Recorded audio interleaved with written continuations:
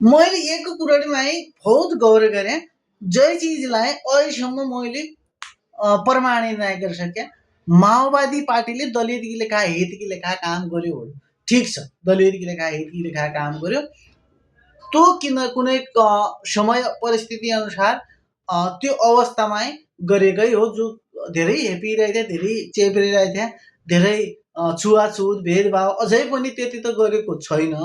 तैपनि अलि केही जसो राम्रो भएको छ, केही समय परिस्थिति अनुसार समयले पनि भयो, तर केही चाहिँ यसमा चाहिँ माओवादीले गरेकै हो।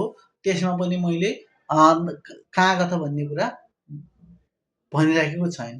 तर मैले एक चीज सुने, मैले हमारा अग्रज अथवा हमारा समाज का जन्य सुन्ने बुद्धिजीवी बैठे नहीं, हमले अहिले नयाँ यो खासमा हामीलाई चाहिने कुरोको देश हो, देश भइगयो अब सबै चिज भइजान्छ। तर अहिले न त काङ्ग्रेसले बनाइसक्यो, न त एमाले बनाइसक्यो, न त माओवादीले पनि बनाइसक्यो रे। यही हमारा देश बनाउन लेखा कसैले नबनाइसके जाछन् रे। जो एक बार यसलाई हेर्दौँ भन्ने मात्रै सोच हो। 5 वर्ष की लेखा यसलाई हेर्दे, उठपछि यसले नाइ गरिसक्यो, पहिले नाइ यो त गरिसक्यै नै हो भन्ने अहिले एक बार 5 वर्षसम्म हेर्दे, उठपछि यसले नाइ गरिसक्यो त उठपछि हम नयाँ विकल्प रोज्ला, अथवा यी पुरानै पार्टीलाई सपोर्ट गर्ला, यो भन्ने मेरो हो कुरोडी कायनमा। केही जसा हमारा अग्रजले के कुराहरू बुढेको छ, नयाँ नयाँ दलितलाई त अहिलेसम्म यहाँ पुजाउने बुढेको धेरै ठाउँमा उठे यहाँ गद्दे बुढेको त माओवादी हो। तै साल माओवादीलाई छाड्न सकिन नाइ थिएन। अब अन्य पार्टीहरूको त त्यति चाहिँ केही गर्यो भन्ने कुरो कान पढेको नाइ थिएन, खासै गरेको लै नाइ थिएन, देखिरह्यो नै के भन्ने गर्यो अरे। तर माओवादीले अलि दलितकी लेखा यसो गर्यो भन्ने।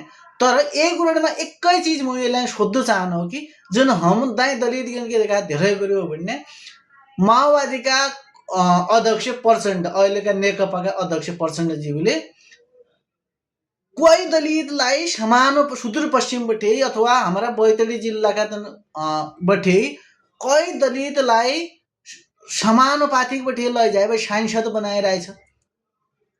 तन कुराहरू कान छन् कि कति सुनिरहेछन् कि हो। हामीले बुझ्नुपर्ने त्यो हो, अझै दलितकी लेखा गर्दा अर्काई लेखा गर्दा भन्ने कुरो कान हुन् गद्दे। तर आवश्यक पड़े समयमा नाइ आफ्ना उहीका जो आसे पासे जो प्रचण्डज्यूका आसे पासे आफन्तहरूलाई त जम्मैलाई कुनैलाई स्वकीय सचिवमा, कुनैलाई समानुपातिक बठे सांसद, कसैलाई निरप्रत्यक्ष जो जित्न सके जहाँ छन् उनलाई प्रत्यक्ष बठे, कसैलाई स्वकीय सचिव, कसैलाई के भन्ने सबलाई पदमा राखिरहेछ रे। त दलितका भन्ने कतिकोलाई बठे लैजाइरहेछ हो। उहिले नियम बनाउनमा त्यो काम गर्यो नेकपा